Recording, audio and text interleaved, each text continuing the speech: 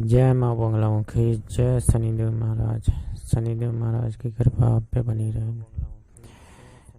मेरे प्यारे भक्तों एवं माताएं बहनों, आज जो विधान बताएंगे हम, जो लोग साधना करते हैं उनकी जो गलतियां, मुख्य गलती क्या होती है कि साधना, कोई भी साधना उठा तो लेते हैं लेकिन उनको पता नहीं रहता है कि साधना करने से पहले उसकी विधान क्या क्या होते हैं। ये बात उनको कभी पता नहीं रहती है। तो यही जो कारण होते हैं मुख्यतः, भविष्य में साधना करते करते जब वो परेशान हो जाते हैं तो बोलते हैं कि जो साधना मैंने की है उसका फल मुझे नहीं मिला है। और कई बार उनको वो भगवान पर विश्वास से उठ जाता है। उनका यही कहना रहता है कि इतनी मेहनत करने के बाद भी हमें यह सफल प्राप्त नहीं हो पाया।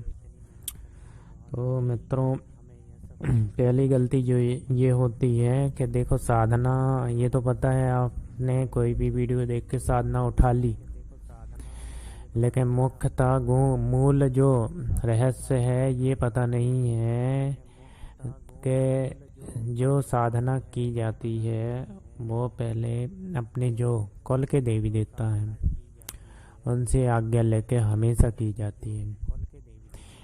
बगैर आज्ञा के साधना नहीं की जाती मित्रों। अगर करेंगे आप तो वो फल आपको जीवन में नहीं मिल पाएगा जो आपको मिलना चाहिए। कहने का मतलब है कि अगर सिद्धि चाहते हैं तो उसकी कृपा वैस प्राप्त होगी। अगर प्रत्यक्षीकरण सिद्धि चाहते हैं तो प्रत्यक्षीकरण नहीं हो पाएगा उसका।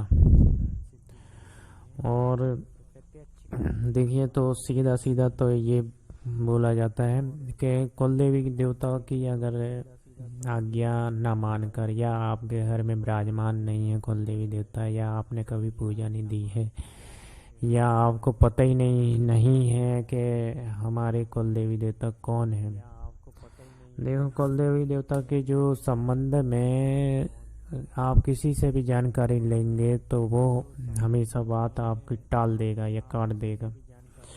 और कई यूट्यूबर ये बोलते हैं, कोई बहुत से बड़े यूट्यूबर ये बोल देते हैं कि नहीं, आप तो सीधे साधना करें और कुल देवी देवता आप किसी को भी मान लें। नहीं, ऐसा नहीं होता। कुल देवी देवता, अज्ञात कुल देवी देवता मानने से ये होता है कि चलो ठीक है, आज कोई भी कुल देवता बन जाएगा, ठीक है, लेकिन कुल देवता का वो फल नहीं दे पाएगा। ठीक है, कहने अनुसार अगर आप कोई भी गाय पालते हो, ठीक है, तो सेवा तो सब करनी पड़ेगी, लेकिन जो उसका दूध है वो दूध आपको प्राप्त नहीं हो पाएगा कितनी भी आप कोशिश कर लें। क्योंकि जो मेन कहा जाए तो ये कुल देवता का जो फल है, जो आपके मूल कुल देवता हैं, वही आपको आशीर्वाद प्रदान कर सकते हैं। और आपकी जितने भी जीवन भर की पूजा जो आपकी रुक जाती है, हमेशा याद रखें मित्रों कि जो आप जीवन भर पूजा करते हैं उसका 40% ही आपको मिल पाता है, बाकी 60% कुल देवता आपको रोक लेते हैं। जो पूजा का तप, जप, तप, फल है, वो आपका 60% रोक लेते हैं। और यही कारण होता है कि आप कोई भी साधना उठाते हैं, कहीं से भी उठा के करते हैं, लेकिन आपको ये पता नहीं है कि हमेशा साधना जो की जाती है कुल देवी देवता की आज्ञा उनसे बोलकर, उनकी पूजा देकर हमेशा प्रारंभ की जाती है। और ये विधान कोई नहीं बताता, क्योंकि देखो, हर किसी को इससे लेना देना नहीं है कि आपकी पूजा कैसी चल रही है, साधना कैसी चल रही। देखो, उसने तो अपनी यूट्यूब में वीडियो डाल दी तो उसको उसके बाद कोई लेना देना नहीं है, ठीक है।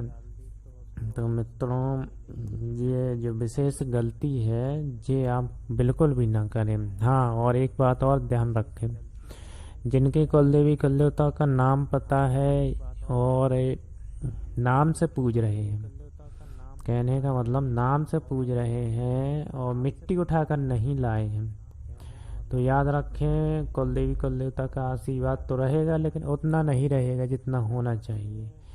इनकी हमेशा जो विधि विधान इनका रहता है कुल देवी देवता का, उनके स्थान जाकर उनसे आज्ञा लेकर मिट्टी उठा के ला के अपने घर में विराजमान करना पड़ता है विशेष मुहूर्त में, ध्यान रखें सभी लोग। और इसके बाद विराजमान करके आप कोई भी साधना कर सकते हैं इनकी आज्ञा लेके। प्रथम देवता जो माने जाते हैं ये बहुत ही, देखो प्रथम देवता ताकतवर है या कोई कमजोर देवी देवता से लेना देना या तात्पर्य नहीं है।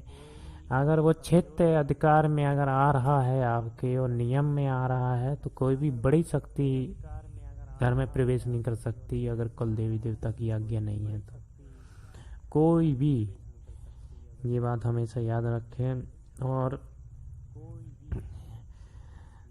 इसका जो देख लें कुल देवी देवता की जो पूजा दी जाती है वो साल की पूजा दी जाती है और साल की पूजा अलग होती है इनकी विधि विधान से। और कुल देवी देवता की जो पूजा होती है वो दीपावली को भी दी जाती है, दीपावली की भी करना पड़ेगा आपको, इसकी भी करनी जरूरी रहती है पूजा। और जो एक है कि कुल देवी देवता से साधना जब कोई भी उठाते हैं तो इसका आपको विशेष अनुभूति होगी और आप प्रत्यक्षीकरण भी आपको हो जाएगा और साधना में विशेष आपको अनुभूति प्राप्त होगी।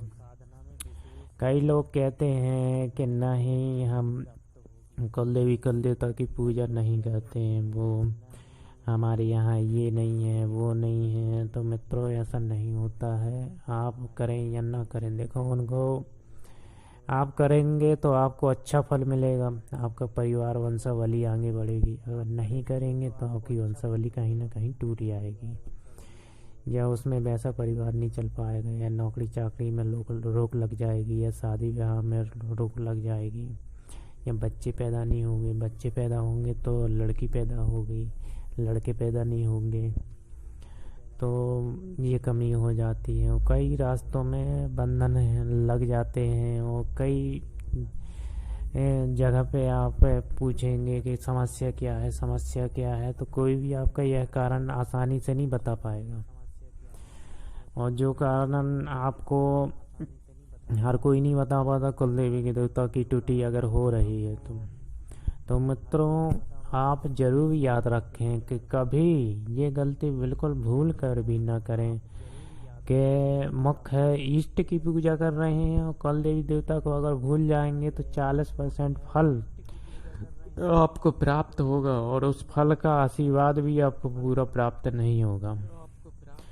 और जिस चीज काम के लिए साधना कर रहे हैं वो भी आधा अधूरा उसका फल प्राप्त होगा, उसका कोई भी विधान पूरा प्राप्त नहीं होगा। इस बात का हमेशा ध्यान रखें मित्रों। तो आज का जो विषय है कुल देवी कुल देवता को लेकर, तो आज के लिए इतना ही। आगे की जो वीडियो होगी तो उसमें आपको आगे की जानकारी दी जाएगी। जय शनिदेव महाराज की जय हो, बंगलामुखी माता की जय हो।